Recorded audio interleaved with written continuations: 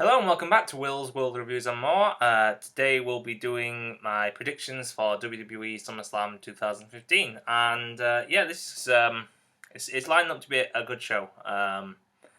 There's some matches I don't really care about, and there's others that I'm really interested in seeing, and we'll get into that.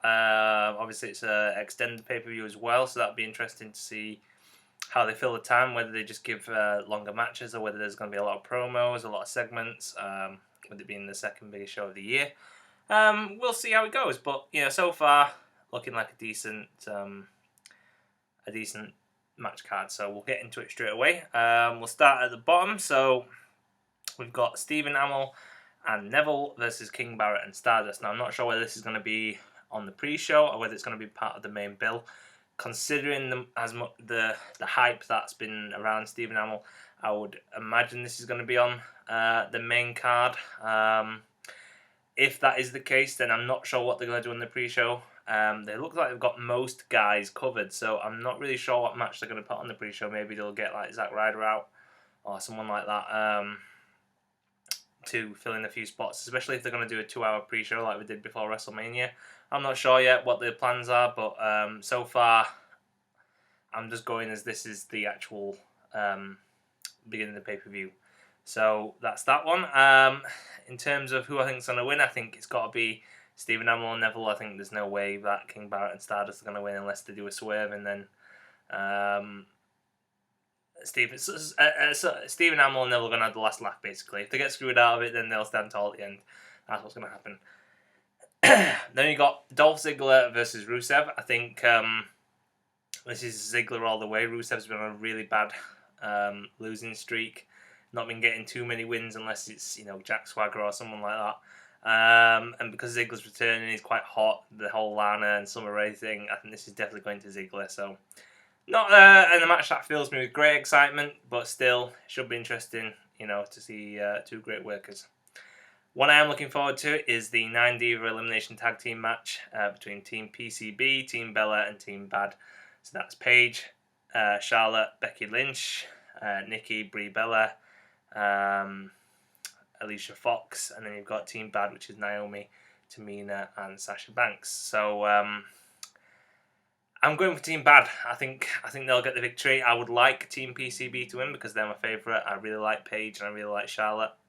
I haven't seen too much of Becky yet to make an opinion, but I really do like Paige and Charlotte. I can't see the Bellas getting the win. I think that basically Nikki's going to hold on the belt until she passes AJ's record, and then they might drop it to someone else. But yeah, so I'm going with Team Bad. I think they'll pick up the victory. I think it'll come down to Team Bad versus. I think it'll come down to there'll be lots of different eliminations, obviously, and it'll be quite interesting. I can't really predict each one. But I think the last two, I think it'll come down to just two women. I think it'll be Sasha Banks and I think Nikki Bella, and that'll set up the feud. Going forward, I think Nikki Bella will probably drop it to Sasha Banks, but I was hoping that it might be Paige or Charlotte, but we'll see. Kevin Owens versus Cesaro. This should be a really, really good match. Two great workers as well. Cesaro's finally getting a push, but I really think this is going to Owens. I think I'd like Cesaro to win, and I think Cesaro probably should win. But actually, both of these competitors need a win, really. But I think WWE really want to get the ball back with Owens after the loss to Cena, so I think this is where that's going. Next, Roman Reigns and Dean Ambrose versus the Wyatt family. There were rumours about this, about Sting supposedly being the third member of the Shield reunited against a third member of the Wyatt family, which was originally supposed to be Eric Rowan, but obviously he got injured, and then there was rumours it was going to be Adam Rose. I did a video on that, or even Bo Dallas. But I think this is going to be a straight-up match, no interference, but I think there's always a possibility of Dean Ambrose heel turn. They've been really chummy, Dean Ambrose and Roman Reigns, and saying things like, "Oh, he's the only person I trust," blah blah. That usually means there's a turn coming somewhere. I can't imagine them turning Roman Reigns because they are wanting to push him as the new face. And it'd be interesting to see Dean Ambrose as a heel. I said before, he's my favourite guy on the current roster. I really think he could add a new dimension to it, being the new heel, and give WWE a few more options, on the heel side of things. So it could come at the end of this match. Maybe not a full heel turn at the end of this match. Maybe I think the Wyatts are going to win. I do. And I think there'll be some disagreements between Roman Reigns and Dean Ambrose, maybe some miscommunication. And we'll start to plant the seeds, and then eventually I think it'll just be a natural separation rather than like a massive heel turn. Like at the end of the match, Ambrose all of a sudden sides with the Wyatts. I don't think it's going to be like that. It wouldn't make any sense, especially for Ambrose's character. I think at the moment Ambrose is this lunatic who is more on the side of the righteous and the good, and is like trying to do whatever he can to get things his own way, but kind of not necessarily sticking by the rules, but trying not to upset anyone. I think it's going to be a gradual flip, so he goes on the other side of that, and that he actually, stops caring and he's had enough, and he's still going to be that anti-hero type thing like Stone Cold, but maybe with a bit more malice to his game. So and going after faces obviously rather than heels. So we'll see how that goes, but I think the Wyatts are going to win that. Sheamus v Randy Orton, a match that I really couldn't care about. I think, really Sheamus should be getting the win as Mr. Money in the Bank, but they never make Mr. Money in the Bank look strong. Orton, yeah, he's really part-time now, so difficult to see. That usually means when he comes back he's going to win, so I'm going to go with Orton. Not looking forward to that match, really, if I'm honest. Then you got Brock Lesnar versus The Undertaker. This should be a really interesting match. I was going to sleep last night and I was thinking, what could they possibly do with this match? It's looking like Brock's the face, Undertaker's the heel. Interesting.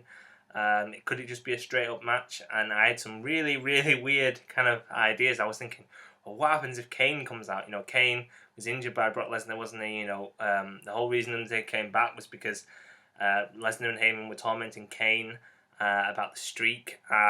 What if Undertaker is now a heel, obviously, if he is, and Kane has always been a heel? What if Kane comes back and tries to interfere? And what if Sting comes out to help Brock Lesnar? And then you've got a tag match, you could have Undertaker and Kane versus Brock Lesnar and Sting, and you would finally see Undertaker versus Sting in some way. They would probably face off with each other. And I know there was rumours of Sting joining the Shield Reunited match, and there was rumours that Sting's not going to appear at SummerSlam at all. Maybe this is a massive swerve by WWE, and they're going to put it in the Lesnar-Undertaker match in the main event. And that could be really interesting. It could be a pipe dream. It could never happen. Maybe it's me just being really optimistic and thinking that the next pay-per-view you could see that tag match, which would be awesome. But, we'll see. But I think if it's a straight-up match, who do I think is going to win? I think it's a difficult one. Both guys would really need a win, but I think I'm going to go with Taker. That's my bet. Then you got Tag Team Championship match. This is a bit of an irritating one. Primetime Players versus Los Matadores versus New Day versus Lucha Dragons. I think it's Primetime on New Day. I think they'll probably put the straps back on New Day. That's my feeling. Don't have much to say about that. I'm not really looking forward to it. Intercontinental match, Ryback versus The Miz versus Big Show. I think this is just going to be a straight up win for Ryback. I think The Miz and The Big Show will argue with one of each other, and Ryback will just take advantage. Those two matches I'm not all that bothered about, if I'm honest, but I think Ryback will retain. And then you've got winner take all, WWE World Heavyweight Champion Seth Rollins versus John Cena, United States Champion. And I think this is just going to be a disqualification or something, and both will retain, because I think where they want to keep the belts on both guys. I really don't see it going any other way, but I'm interested to see, because I want to be surprised in this match. I really do. So if either one of them wins, I'll be happy. But I think it's going to be a false finish, as it were. But that's the card so far, guys. It's looking interesting. Like I say, I'm looking forward to it. I watched. It's been a while since the last pay-per-view, hasn't it? So I'm really looking forward to seeing how all these matches go and see if there's any big surprises. But yeah, looking like a decent pay-per-view, and I'll be back obviously at some point next week to do the review of the actual pay-per-view. So yeah, thanks for watching, and keep liking, commenting, subscribing, and I'll be back soon, and I'll see you. Peace.